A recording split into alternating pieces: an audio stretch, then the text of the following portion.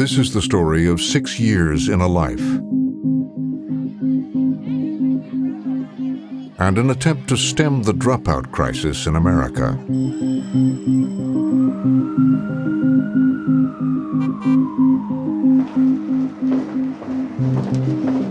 When we first met Omarina Cabrera, she was a middle school student in the Bronx, and she had been struggling. Sixth grade was a hard year because me and my mom, we got evicted. I felt shattered. That was a home that I had for my whole life.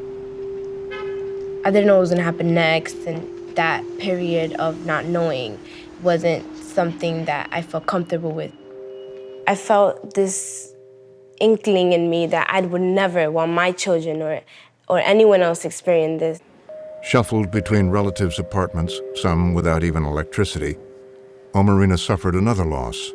When I was really young, my father walked out for whatever reason. I finally got in touch with him. Just before we were about to talk and I was about to go see him, he had gotten a stroke. I was seeing my father for the first time and it was in a casket. With her home life in chaos, Omarina's school life began to suffer. She was showing up late, or not at all, starting down a path that so many other young people take. Every year, hundreds of thousands of students fail to finish high school. Even kids in the most dire circumstances really want a future. They just need to have a path to it. Robert Balfans, one of the nation's top education researchers, had been searching for that path for 15 years by studying kids who were dropping out of high school. Then he realized that the key moment when kids begin to go down the wrong path was actually in middle school. If in the middle grades you've developed habits of not coming to school regularly, of getting in trouble, or failing your courses, you bring that with you to high school. What he discovered was that if a 6th grade child in a high-poverty school is absent more than 20% of the time, or fails math or English, or receives an unsatisfactory behavior grade in a core course, there is a 75% chance that they will drop out of high school, unless there is decisive intervention. It may seem far less than rocket science, but it's something that, in fact, schools, by and large, have not paid attention to. But Omarina's school, Middle School 244, did. It had recently implemented a program based on Balfans's research designed to catch faltering students like her.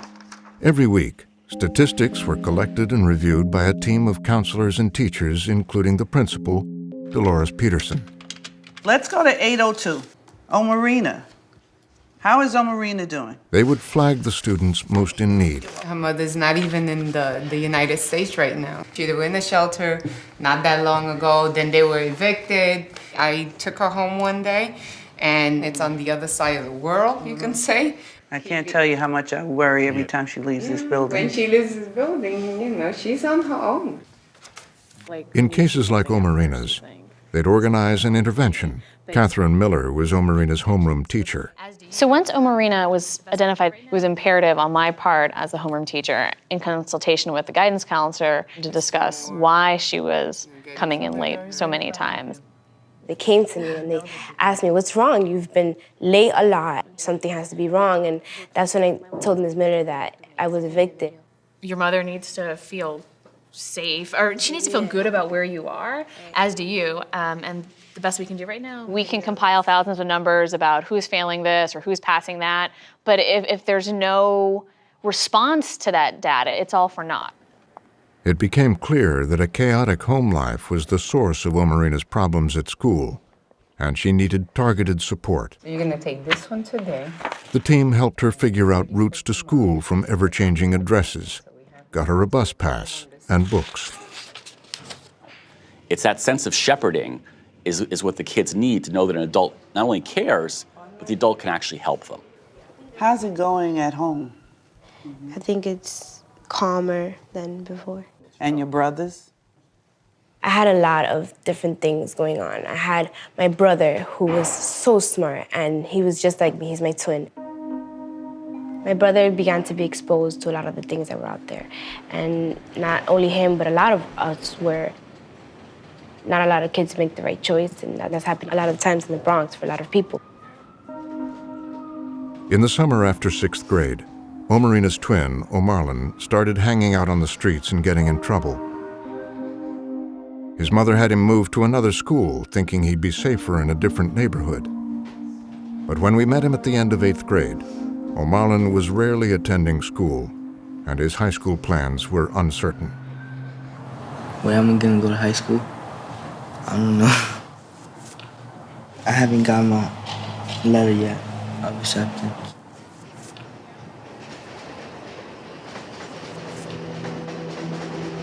The fact that he got involved with the streets and he just began slipping off the mountain, slipping off, slipping off, slipping off. And it's really sad. Without everybody, that's what I would be.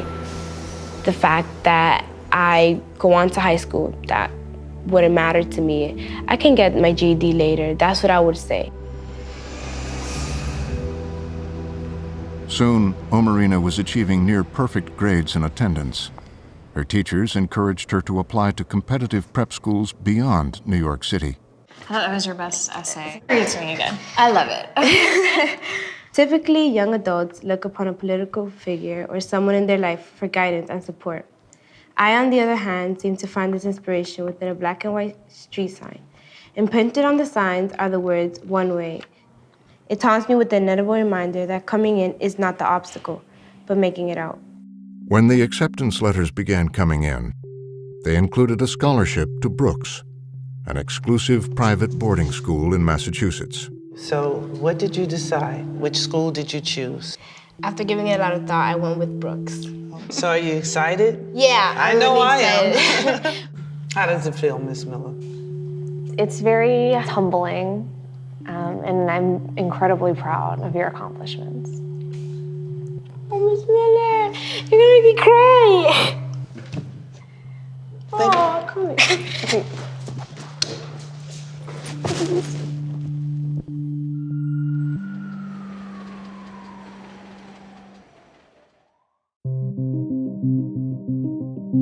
We checked in on Omarina halfway through her sophomore year at the Brooks School.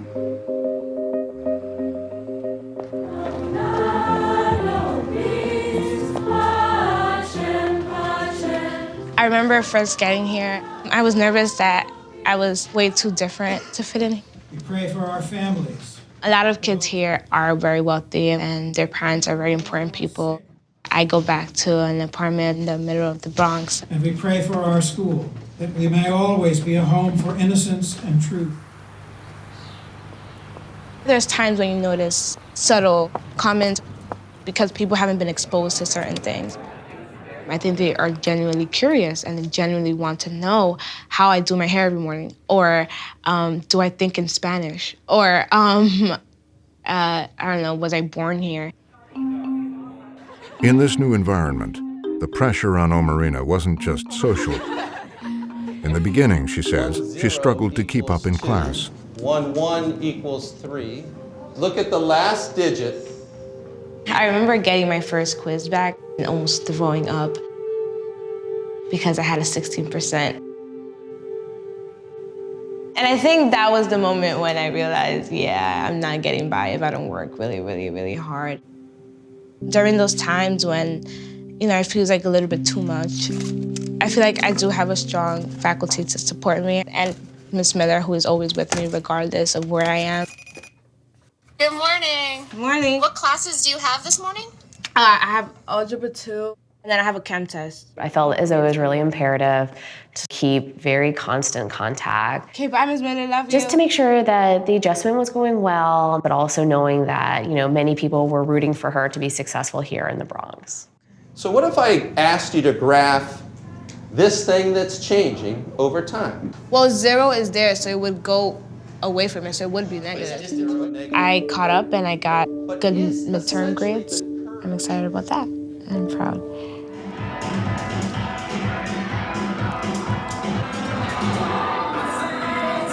My sophomore year, now this is a good year. You're kind of just floating. I just need to keep looking ahead and just keep going, keep moving a step at a time. But just as Omarina was getting on track at Brooks, she received a disturbing call. It was a Tuesday morning. I couldn't ignore the feeling that I had in my stomach. Why are we so powerless to save the people we love? She found out her twin brother, Omarlan, had been shot. Tell me why. Being poor. I immediately thought, is he dead? Just tell me if he's dead.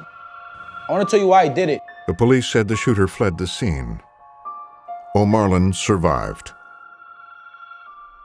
I was scared and sad and disappointed and worried, but I can't show that to him because he doesn't need that. He needs someone there to be strong for him. With their mother frequently not at home, Omarina was making regular trips to the Bronx, juggling the demands of her schoolwork and her sense of responsibility to her brother. Hey!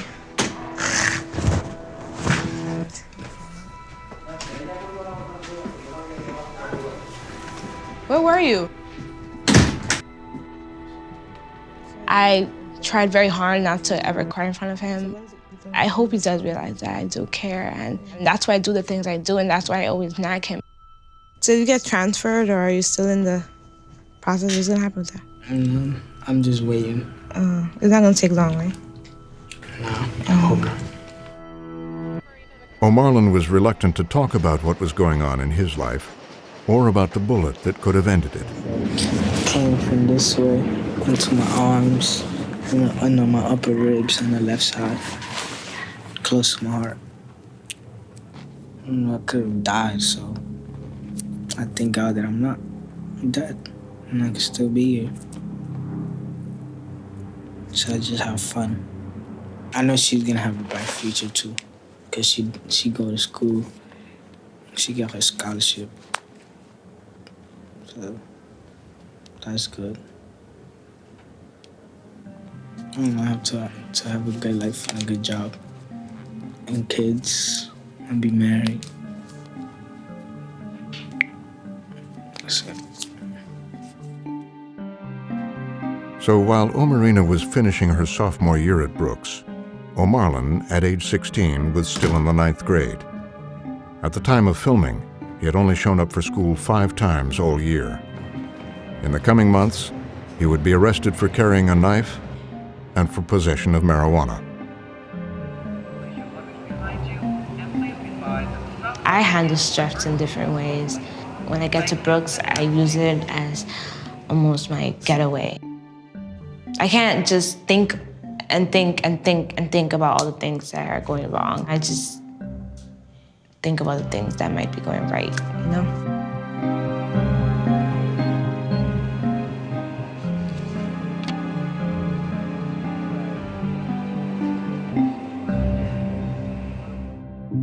We returned to Brooks 2 years later, after a difficult junior year that would determine where or even if she would go to college.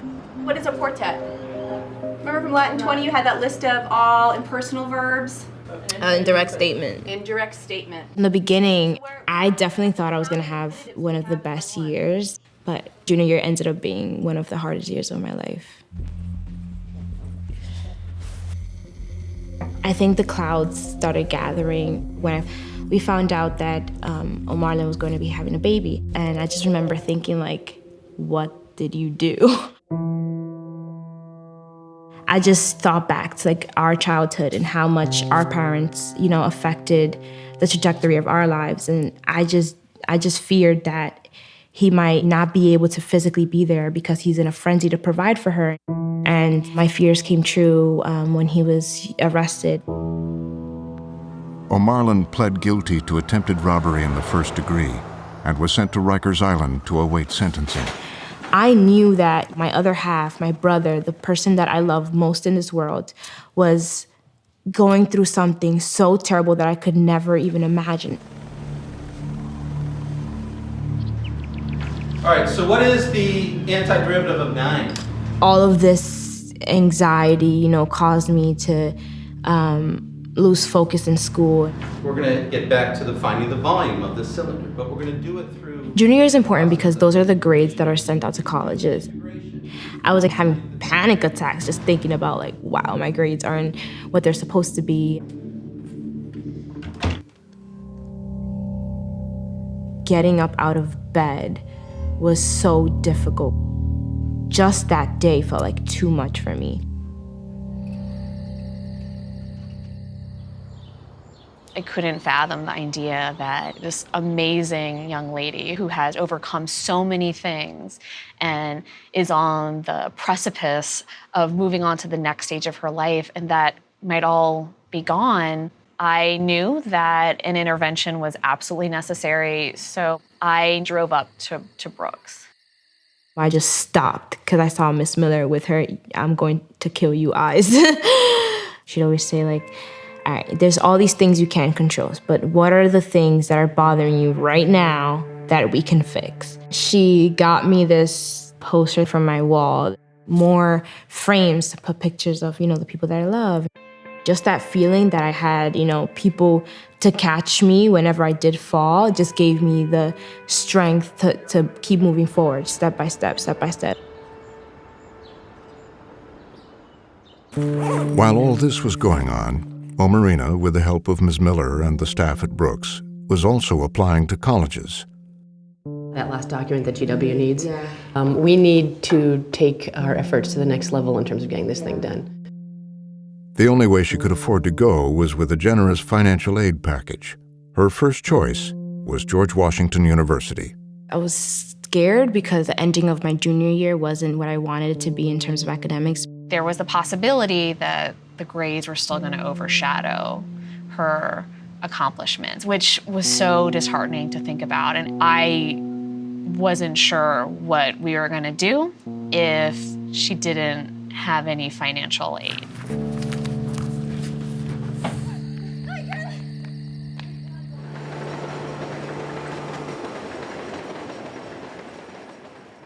The answer came when she was home for December break. Hi! Hey! How are you? You look so pretty. Thank you. So do you. She waited for the news at her old middle school. I'm just a big bunch of nerves right now. Anything can happen, basically. The email comes at 5? At 6. Okay. I got an email yesterday saying that they're going to email it to me at 6.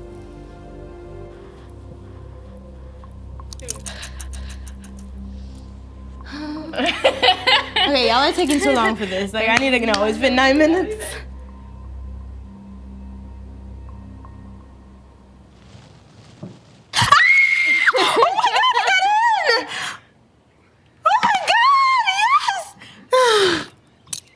The money.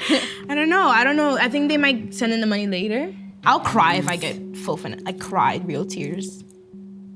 I don't cry. I try not to cry, but so I will cry just real tears. asked if we can see a snapshot of the financial aid letter. Oh, wait. He just emailed me back. What did he say? What did he say? I can tell you that it is an extremely generous package, and she should have no issues making it work next year and beyond. Okay, now I feel better. I feel better. Oh my God. It's okay.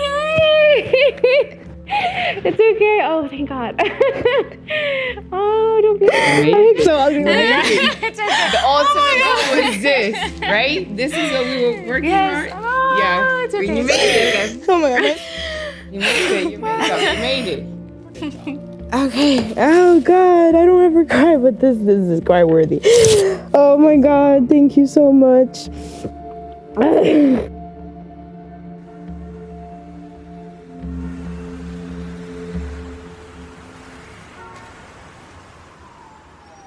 Lives in poverty are fragile. You could be doing great 1 week, 1 year, and then something else hits, and if you don't have supports, you could still crumble.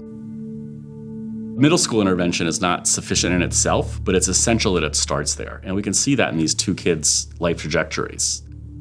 Although Omarina got some special advantages, you don't need the boarding school. You need a decent high school. 2 to 3 adults will get you all the way through high school graduation and on a path to post-secondary. Her brother, tragically, represents the other side of the story. If we don't solve the problem or change the behavior that's leading a 6th grader to miss a month of school or fail math and English, it doesn't self-correct. In fact, we clearly see it gets worse. Around the same time that Omarina was accepted to George Washington, O'Marlin was sentenced to 3.5 years in prison. One of the people who were testifying against him in their report, they said that O'Marlin had told them, like, I'm sorry that I'm doing this. I'm doing this for my daughter. He doesn't get to see a big portion of her early years, and his daughter's growing up pretty fast.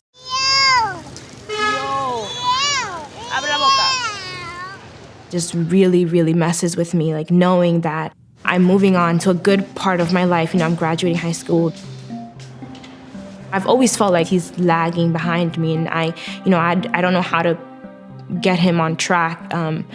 But this is something different in the sense that this is the rest of our lives. This is no longer, school. This is his life.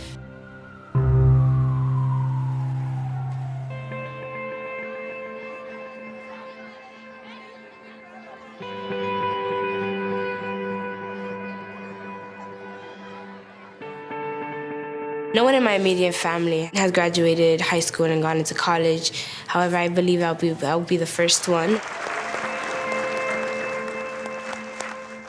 And they'll be excited and thrilled, and they'll be proud of what I've become. To be that full of profound perspective and wisdom at this stage in her life leaves me believing that there are no limits to what she might do for and share with the world. It is my privilege to present the Trustees Prize to Omarina Cabrera.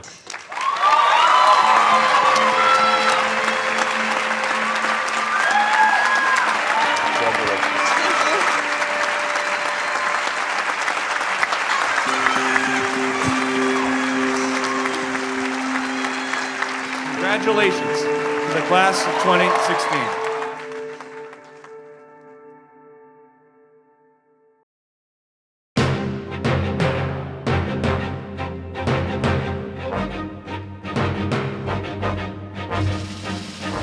For more on this and other Frontline programs, visit our website at pbs.org/frontline.